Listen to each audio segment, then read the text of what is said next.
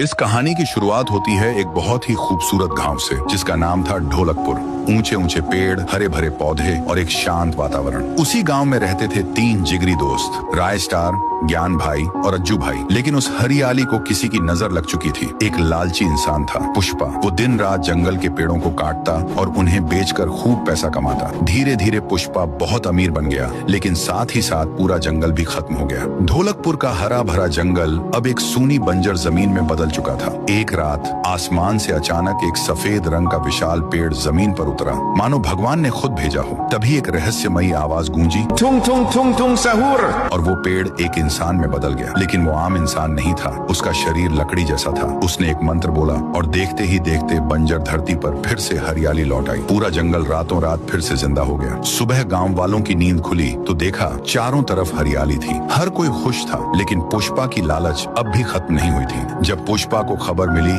कि जंगल फिर से लौट आया है, उसने अपने पूरे गैंग को इकट्ठा किया और कहा, आज रात हम सब अमीर बनने वाले हैं। रात होते ही वो लोग बड़ी बड़ी गाड़ियों में जंगल की ओर निकल पड़े। उसी रात स्टार अपने दोस्तों ज्ञान और अज्जू के साथ घूमने निकला। तीनों कार में थे। जैसे ही कार आगे बढ़ती है, सामने से पुष्पा अपना मॉन्स्टर ट्रक लेकर आता है और टकरा जाता है। जोरदार क्रैश होता है, कार पलट जाती है। राय स्टार जमीन पर गिरता है और बेहोश हो जाता है। ज्ञान और अज्जू बच जाते हैं और तुरंत उसे हॉस्पिटल ले जाते हैं। डॉक्टर ने काफी देर तक चेक किया और कहा, सॉरी, तुम्हारा दोस्त अब नहीं बच सकता। अज्जू और ज्ञान रो पड़े। उन्होंने डॉक्टर से गुजारिश की, कुछ तो करो डॉक्टर साहब। डॉक्टर ने कहा, एक रास्ता है, तुम्हारे गांव के जंगल में एक लाल रंग की जादुई जड़ी बूटी मिलती है। अगर तुम ला सको तो शायद मैं तुम्हारे दोस्त की जान बचा पाऊं। दोनों दोस्त बिना वक्त गवाए जंगल की ओर निकल पड़े। दूसरी तरफ पुष्पा और उसके आदमी जंगल में पेड़ काट रहे थे। तभी उन्होंने उस सफेद पेड़ को देखा। सब खुशी से झूम उठे, अब तो करोड़पति बनेंगे। लेकिन तभी जमीन हिलने लगी, आसमान गूंजने लगा और वह पेड़ एक रहस्यमयी लकड़ी के प्राणी में बदल गया। उस प्राणी ने मंत्र बोला